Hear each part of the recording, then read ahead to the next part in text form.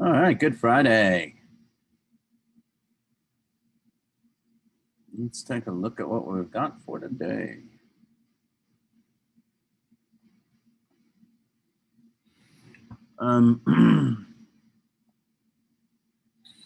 So yesterday you guys did the Mythbusters. Which one was it? Model Water Rocket? Yeah, this one is very cool. Right here near the end, whenever that thing goes off, amazing how far it shoots up or whatnot. Again, just dealing with temperature to heat up the water and get it into a gas form. By making those particles move faster and by making more of those particles in a gas form, you're going to increase the pressure. Since the volume cannot change on that, that means that basically you're creating, because it has one weak point versus multiple weak points, you're creating a rocket. So all of that pressure and gas is forced downward, which launches the rocket upward. In this case, the rocket being a water heater. So make sure that you've got that in if you haven't gotten it done yet. I thought I changed the due date of that. Strangely enough, it didn't look like it took it. 15. There we go. Maybe I didn't click save. But make sure you got that water heater rocket done. So let's take a look at what else we've got today.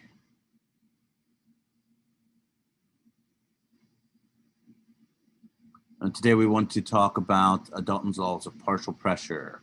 So this is page 9 of your packet. So and then we want the pre-lab for the combined gas law. So let's take a look at page 9 in your packet, please.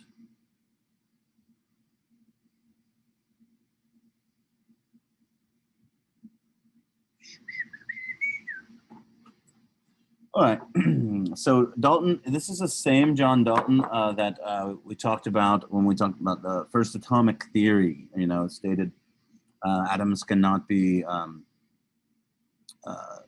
divided. Atoms are indivisible. He said that atoms of different elements are different, but atoms of the same element are the same. This is the same Dalton. He was an American scientist. Actually, he was a school teacher and then a head of a school, but science was his passion, his hobby. That was in the 1800s. He also came up with this law of partial pressures for gases. So we know that we have about 1 atmosphere of gas above us. We know that that is made up of nitrogen, oxygen, and then, you know, like carbon dioxide and a few other gases. The percentages of these, let's just make it easy. We're going to say that this is 70%. This is 20%. And the rest is 10%. I'm being very, very generous here. This is probably closer to 73, and this is probably closer to 22. So 10% of other gas is probably closer to 5, but let's just say it's this. So that means if we have this 1 atmosphere, and it's made up of these gases, 70% of that atmosphere, or 0.7 atmospheres, is nitrogen. 0.2 atmospheres is from the oxygen. And the other 0.1 atmospheres is from all the other gases. So that's what builds up our atmosphere around our Earth. So Dalton said that, let's say, okay, you have a container A, container B, and container C. And you take all of these contents and you put them into 1 container. Well, the pressure of that container after you put all those gases in is going to be the summation of each one individually.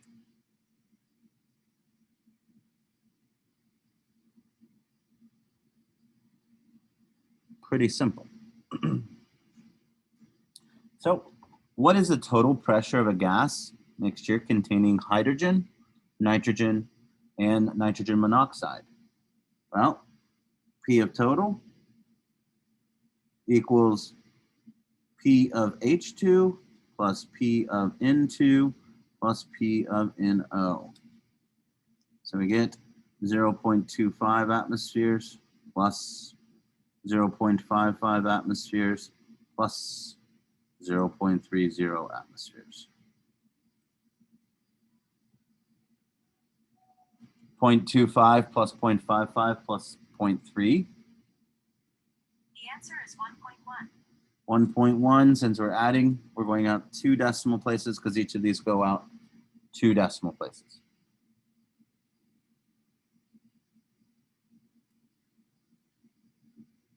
Atmosphere for our unit. What is the total pressure of a gas mixture containing 0.25 atmosphere of helium, neon at 0.55, and argon at 0.30? Well, the beauty of this is it's the same as that right there.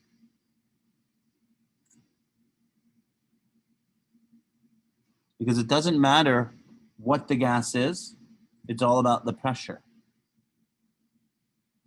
So even though they change the type of the gas, it's still going to be exactly the same.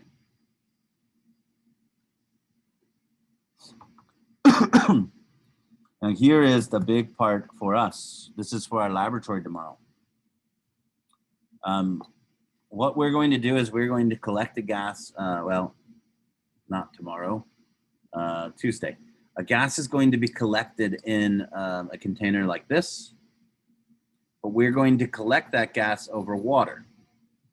Now, anytime you collect gas over water, that dry gas becomes hydrated.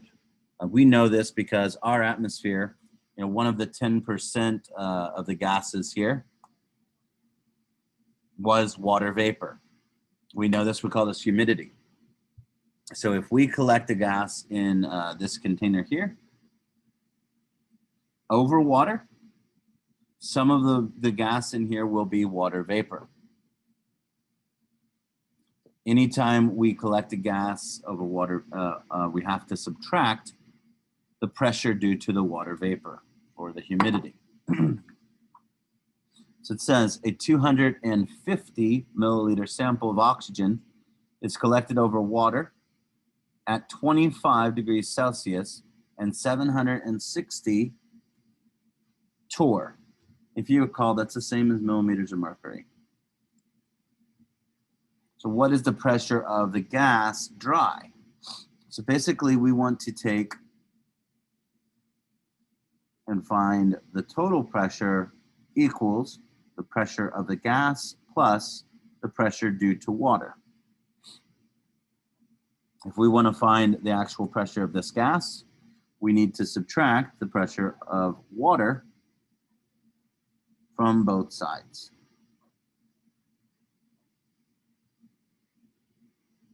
Right? We get rid of it here, and we take the pressure total minus the pressure of water. Well, how do we know the pressure of the water? Well, to find the pressure of the water, it's at 25 degrees Celsius. So if you flip the next page, at 25 degrees Celsius, water vapor pressure, the amount of water vapor that goes into the air, is equal to 23.8. So that's the pressure of water vapor, 23.8.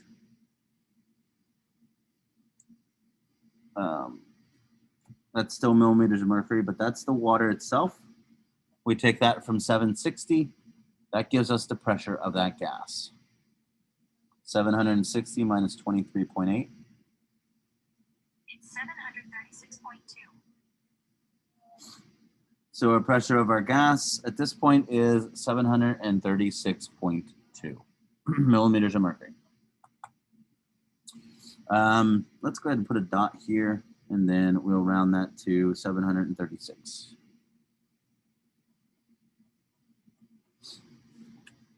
So take a second and try this one. If you have scrap paper or whatnot, a 32 milliliter sample of hydrogen is collected over water at 20 degrees Celsius and 750 millimeters of mercury. What is the volume of the dry gas at STP?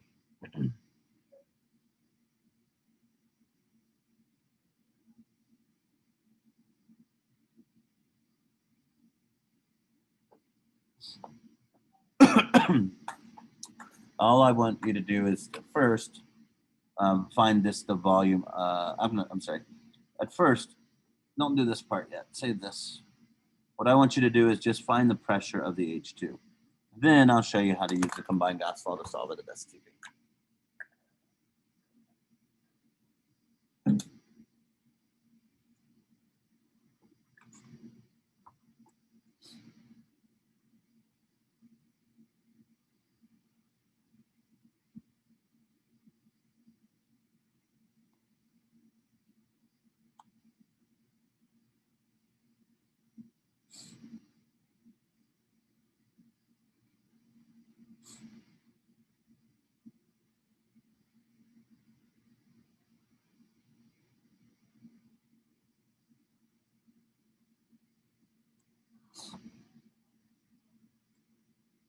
So what's the pressure of the water at 20 degrees?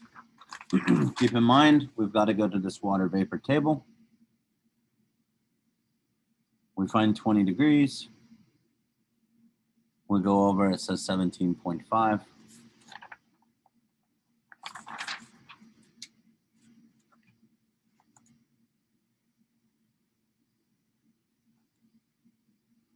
(750) minus 17.5. It's 730.5. 732.5 millimeters of mercury. And the volume of it is 32 milliliters. So that is P1. The volume of it is at 32 milliliters, 32.0 milliliters. That is V1. The temperature initially is 20 degrees Celsius. That is T1 in reality. 273 plus 20 equals 293. 293 Kelvin. We know that P1 V1 over T1 equals P2 V2 over T2. They want us to solve for the volume 2. So we need to rearrange this and divide by P2 and multiply by T2. So T2, it says at STP, so that's standard temperature. If we recall, that is 273 Kelvin. P1, this is the dry gas right here, 732.5 millimeters of mercury. V1, as we said, it was 32 milliliters.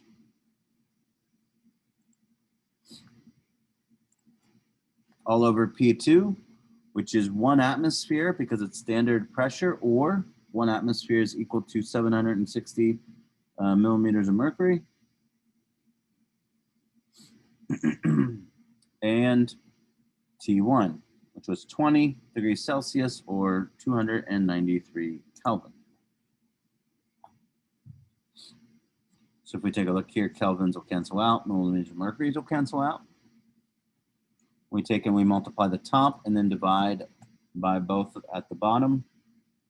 273 times 732.5 times 32 divided by 760 divided by 293. The answer is about 28.7368. 28.7 milliliters. Let's check. It looks like the temperature went down, so that would mean the volume went down. And it looks like the pressure went up, which would also mean that the volume went down. So 28.7 milliliters looks pretty good.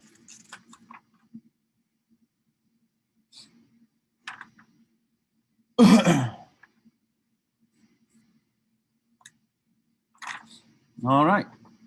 So let's take a look at what we've got here.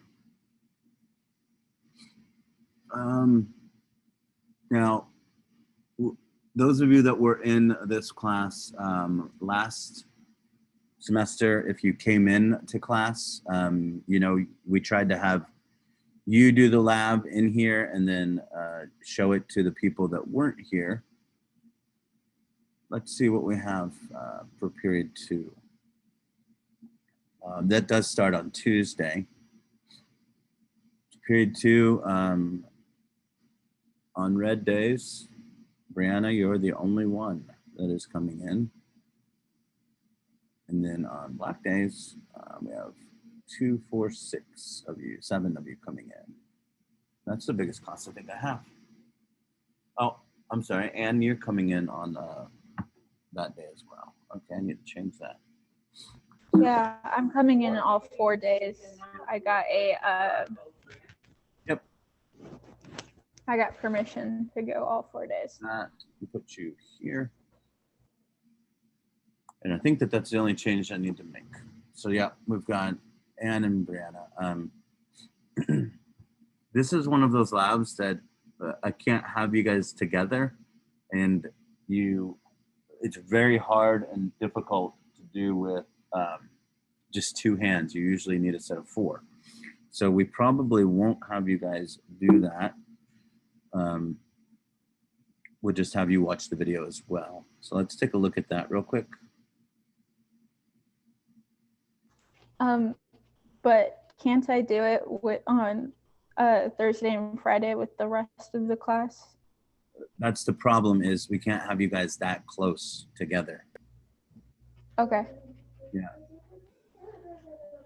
It's very difficult to do this, and you'll see, like, I mean, in the video of me doing it, I have a difficulty as well. But let me just take you through this. This is actually what you'll be doing Tuesday. Obviously, if you're at home, we'll meet shortly, and then you guys can head off to it. But just to give you an idea, what we have here is that this apparatus that I showed you earlier. The top has a little nipple on it, and then there is a gas down in here. That gas is simply air. And what we're going to do is we're going to put that gas into boiling water so that the temperature of this gas rises. What happens to a gas if we heat it up? What happens to the volume of it? I'll open up the chat if you want to type it instead. But what happens to the volume of a gas when we heat it up?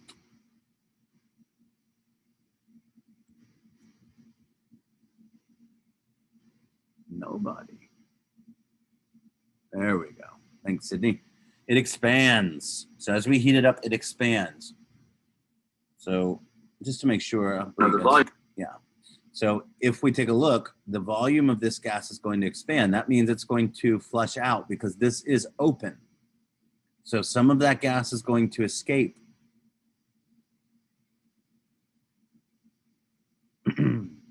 What is the pressure in this? Well, since this is open, it's going to be the same as the pressure in the room. So what I'll show you is how to measure pressure on what's called a barometer. So this is temperature of the room, and this is the pressure. You can take a look here. Here's 775, here's 780. So this is 776, 777. It's right near 778. So it's probably 777.9 or 778.0 on that. So that's the pressure outside, and that is our pressure inside of this. That would be the initial pressure. So then we will check the temperature. And that will be the temperature of that gas. That will be T1.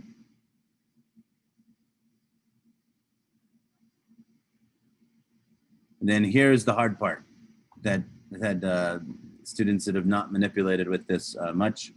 Basically, we're going to take that and invert it. Notice my finger is on there to trap the gas. I'm going to invert it, and over here we have a bucket of water. So I invert that, I put it in the bucket of water. And that bucket of water is room temperature.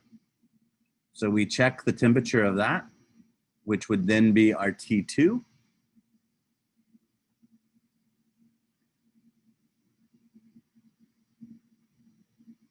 Oh, and then here, I release my finger, and the T2 is less than the T1, so the volume does the opposite of expanding, it contracts. When it contracts, water fills the space that it can't take up. Bottom of that nipple. And And I'll put my finger on top, trapping that gas. And there is our V2.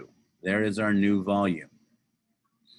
So now the crazy thing is we actually end up finding the volume of the whole thing after everything because we don't want any water in there. we have a certain amount down. So we basically fill it up with water and then fill it into a graduated cylinder where we can then find that water's volume. And since that's the water's volume, that would also be the gas's volume. So that would be V2. And here, in order to find that V2, we have to find V1. So we fill this entire thing up with water and then do the same process. We find the volume of the water that fills that container, and that gives us V1. Last but not least Now is, P1. since we collected this over water, we will have to use the water vapor pressure down here. And remember, I think you saw that the temperature was, I think, 22 or 25. I can't remember now. We could go back. Whatever it was, we're going to subtract that pressure from the initial pressure that we got off the barometer. So I will help you collect all this data. And then down at the bottom, you will answer the analysis and calculations and send that in. And at the end, we did this last semester. Hopefully you did it in your class if you weren't in my class last semester, but we found the percentage error. Assuming the combined gas law is correct, calculate the percent error of the actual volume. So you will calculate V2, but you will also have the actual V2 from the laboratory. These lines right here refer to an absolute value, and you will take that subtraction, and if it's negative, you will turn it into positive. So this is the math portion. This is the actual, is what I got in the laboratory. So this is theoretically, or the mathematical portion. After you do that, you will submit it into Canvas, and that's it. That's the laboratory. I did record this video today, so if you need to go back and re-look at this before you do the lab, by all means do so. Otherwise, as always, I will have the Zoom open, so if you have questions while you're looking or watching the lab, then by all means. You'll note that that laboratory took 12 minutes and 47 seconds in the video, so that means you'd have about 30 minutes-ish to complete the math for it. And that's probably pretty decent. Questions on that laboratory? I need to change the due date of that.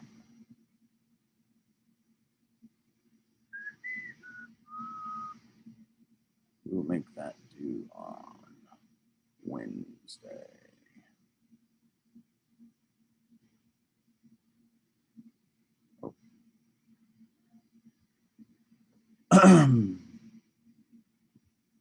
Wednesday, January 20th. Cool. If you have any questions, by all means, you're more than willing to. Oh, come on now. you're more than willing to stay after and ask questions. By all means, do so. Otherwise, that's all I've got for today. So if you want to check that combined gas law lab out, you're more than welcome to get started on that today. Enjoy your 3-day weekend, guys. I feel like we've all earned a break here. I will be grading things on Sunday. So if you've not turned something in, please make sure you get it done by Sunday. Otherwise, it'll go into it as a 0 in the grading book. Have a great weekend. Now, see some of you possibly on Tuesday. And don't forget, there is an emergency board meeting on Saturday of this week. So, Ann, I don't know if that's going to happen or not, but we'll see. And Brianna. But hopefully, if it does, I'll see you guys on Tuesday. Bye.